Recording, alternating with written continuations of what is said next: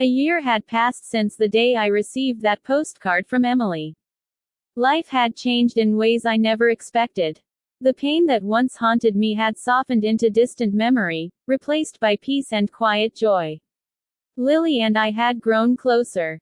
She had a calmness about her that made everything feel simple again. No drama, no lies, just honesty and warmth. Together, we opened a small design and book cafe in San Francisco, where people could read, sip coffee, and share their stories. We named it New Chapter, because that's exactly what it represented for both of us. Every morning, I'd unlock the doors, brew the first pot of coffee, and watch the city wake up outside our window. Sometimes, I caught myself thinking about the past, not with sadness, but with gratitude. Life had tested me, broken me, and rebuilt me into someone stronger. Lily often caught me staring off into space and would tease, "You're writing stories in your head again, aren't you?" I'd laugh and say, "Just remembering how far I've come." One evening, just as we were closing the shop, the doorbell rang. I turned, expecting a late customer, but froze when I saw Emily standing there. She looked healthier, her eyes brighter, her face peaceful. Lily looked at me questioningly, and I nodded slightly, letting her know it was okay. "Hi, Ethan," Emily said softly. "I hope I'm not interrupting." I managed a small smile. "Of course not. Come in." She walked inside, looking around the shop with genuine admiration. "You really did start a new chapter," she said. "It's beautiful." Lily greeted her kindly, then quietly stepped out to give us a moment. Emily looked down for a second before speaking. "I came here because I wanted to thank you. You could have hated me forever, but instead, you chose to forgive. That gave me strength to forgive myself too." Her voice trembled slightly. "I'm seeing someone now. His name's David. He's kind and patient. I told him everything about my past, and he still chose to stay. I just wanted you to know that I finally found peace." I smiled genuinely for the first time in a long time when thinking of her. "I'm happy for you, Emily. You deserve that peace." She nodded, tears glistening in her eyes. "And you? Are you happy?" she asked. I looked toward the counter where Lily was wiping down cups, humming softly to herself. "Yes," I said. "For the first time in years, I truly am." Emily smiled. "Then maybe we both finally learned what love is. Not possession, not perfection, but peace." We talked for a few minutes, not as ex-lovers, but as two people who had walked through pain and come out wiser. Before leaving, she said, "Goodbye, Ethan.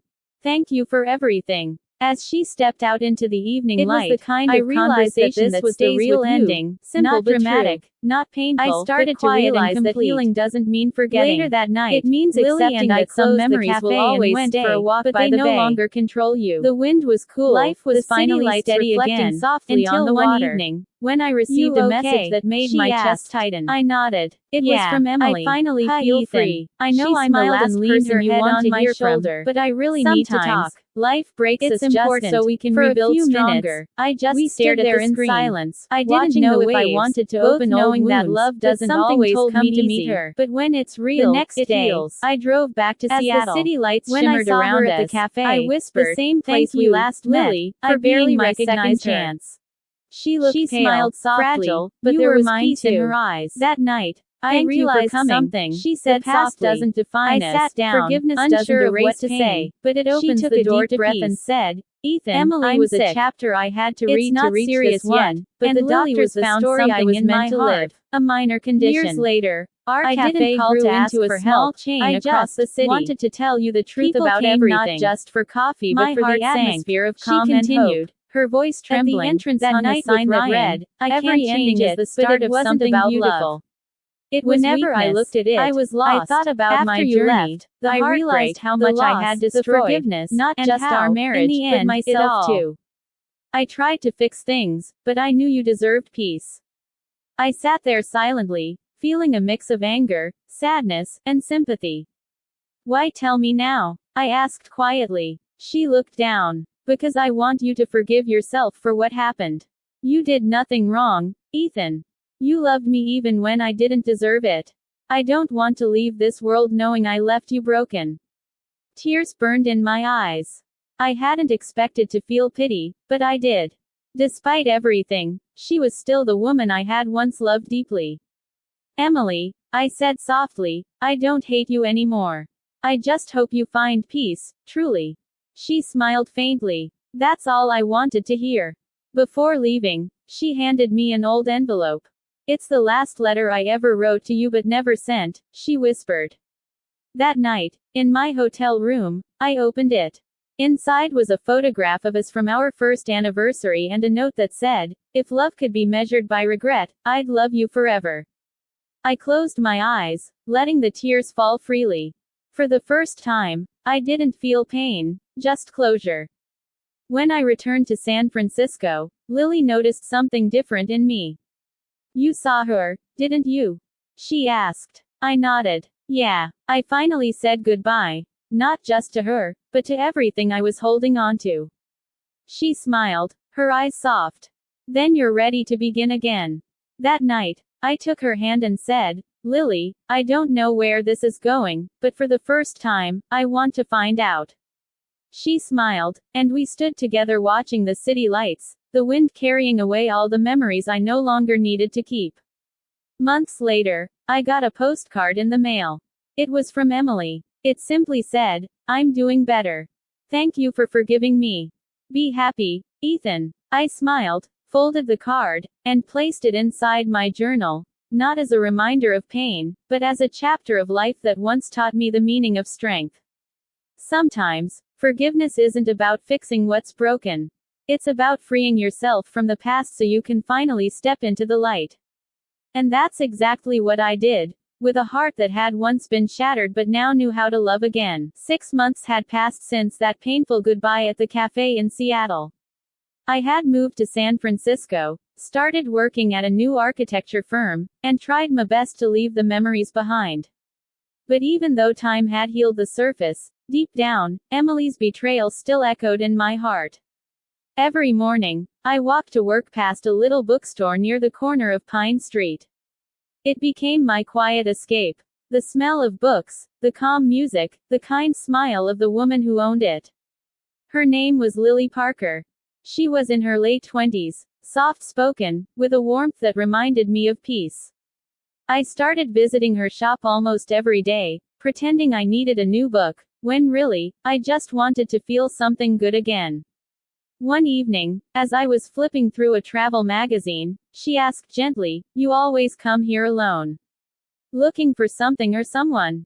I smiled faintly. Maybe both. She laughed softly and said, Then maybe you'll find it in the right story. That conversation marked the beginning of something new. We started talking every day, about life, dreams, and the quiet pain that comes from losing trust. I never told her everything about Emily, just that I had been through something that made me question love. Lily never pushed. She just listened, and somehow, that made the silence inside me less heavy. Weeks turned into months. We began spending weekends together, coffee on foggy mornings, long walks near Golden Gate Park, sharing stories about our pasts. Slowly, the walls around my heart began to fall. For the first time in years, I laughed without guilt. One night, as we watched the city lights from her rooftop, she looked at me and said, You're still carrying someone in your heart, aren't you? Her words hit hard. I nodded. Yeah, I guess a part of me still does. She smiled gently. Then keep that part safe. But don't let it stop you from living again. It was the kind of conversation that stays with you, simple but true. I started to realize that healing doesn't mean forgetting. It means accepting that some memories will always stay, but they no longer control you. Life was finally steady again, until one evening, when I received a message that made my chest tighten. It was from Emily. Hi Ethan. I know I'm the last person you want to hear from, but I really need to talk. It's important. For a few minutes, I just stared at the screen. I didn't know if I wanted to open old wounds, but something told me to meet her. The next day, I drove back to Seattle. When I saw her at the cafe, the same place we last met, I barely recognized her. She looked pale, fragile, but there was peace in her eyes. "Thank you for coming," she said softly. I sat down, unsure of what to say. She took a deep breath and said, "Ethan, I'm sick.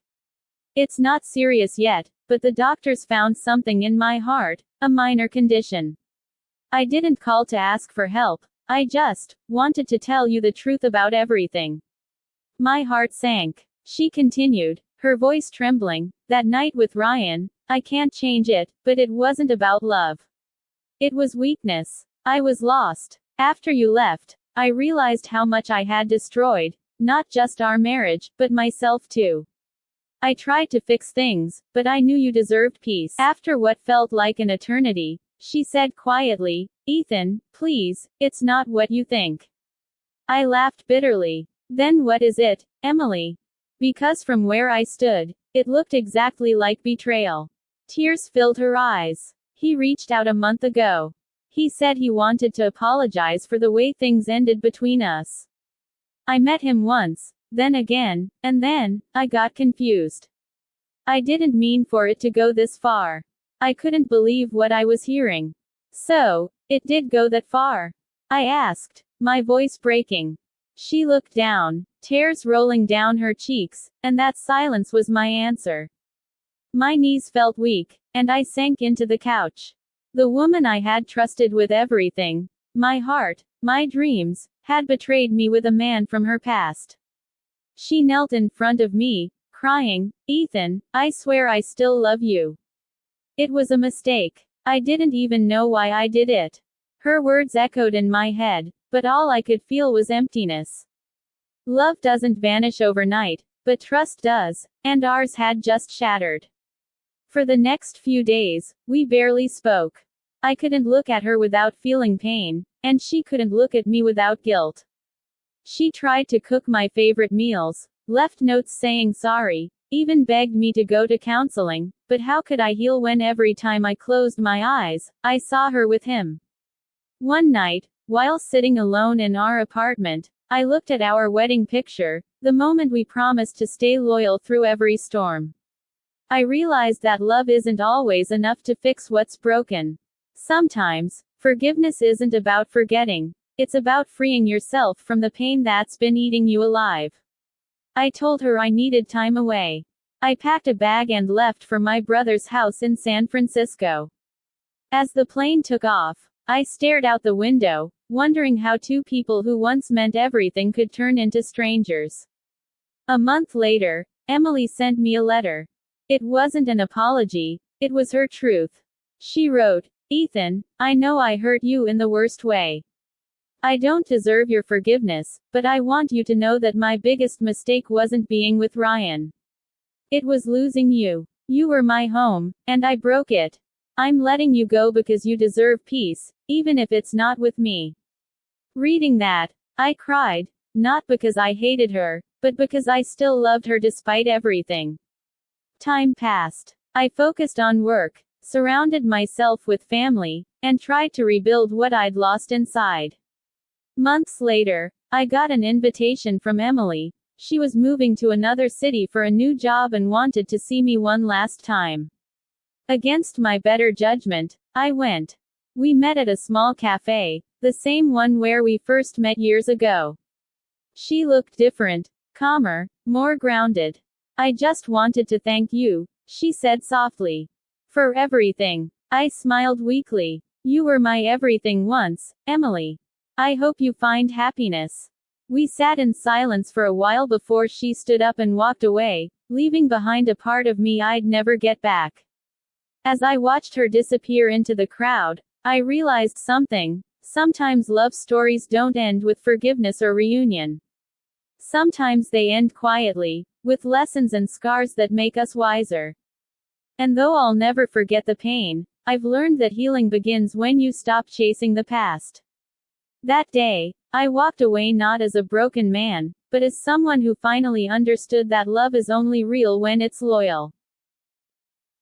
It was a cold evening in Seattle, and the sound of rain hitting the window filled the quiet living room. "My name is Ethan Miller," A 31-year-old architect who believed he had the perfect life, a stable job, a beautiful wife named Emily, and a small but cozy apartment overlooking the city skyline. We had been married for 3 years, and though our love had faced its fair share of ups and downs, I always thought we were unshakable. But that belief shattered one evening when I saw something I could never unsee. Emily was sitting on the couch, lost in her phone, smiling in a way I hadn't seen in months. When I asked her what made her smile, she quickly locked the screen and said, "Just an old memory." I didn't think much of it at first, but something inside me felt uneasy, as if that smile wasn't meant for me. Over the next few days, I noticed she had started staying late at work, claiming extra shifts, even though she usually came home by 6. Her perfume lingered longer, her messages became shorter, and her laughter, the kind that used to fill our home, started fading away. One Friday night, as I waited for her to come home, I got a message from one of her coworkers, Liam, who happened to be my friend too. "Hey, bro, I saw Emily with someone at the coffee shop downtown. Looked kinda close, just thought you should know." My heart started racing. I wanted to believe it was a misunderstanding. I wanted to trust her. But curiosity turned into a burning fear that wouldn't let me sleep. The next day, I left work early and decided to surprise her. I parked across the street from her office, waiting. After almost an hour, she walked out. Not alone, but with Ryan, her ex-boyfriend from college. My chest tightened. They talked for a while, and though nothing looked romantic, the way she looked at him, it wasn't the way a married woman should look at another man. That night, I tried to act normal. She came home, greeted me with a smile, kissed my cheek, and went to change. I asked her how her day was, and she said, "Just the usual work stress." I wanted to confront her right there, but something stopped me. I needed to be sure. So, the next day, I checked her phone while she was in the shower. Her messages were mostly normal until I found one name hidden under a contact labeled, "Office File Backup." My hands trembled as I opened it. The messages weren't inappropriate but too personal. Ryan had texted, "I miss how easy we used to talk," and Emily replied, "Things were simpler then." My world started spinning. I didn't know if I should confront her, act like nothing happened, or let my silence destroy me slowly.